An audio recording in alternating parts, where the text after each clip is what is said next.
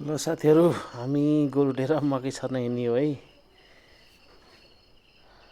के गर्ने, गोरुले नछर्ने भने बिउ धेरै लाग्छ ट्र्याक्टरले छर्दाखेरि। ल हेर्नुहोस् हाम्रो दाइ आउँदा यहाँ हलो लिएर धमाधम दुई भाइको यहाँ जक्को छ। माइल्दै दुईवटा माइल्दैले चाहिँ पुरा धमाधम जोत्ने मकै रोप्ने काम गरिरहेका छन्। दुईटै मैला भइयो।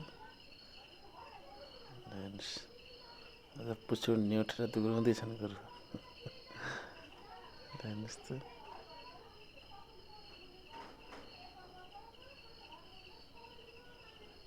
अनि तपाईँकोतिर के हुँदैछ साथीहरू?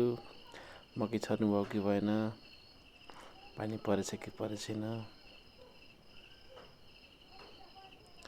हाम्रोतिर त बल्ल मकै छर्ने बेला भयो।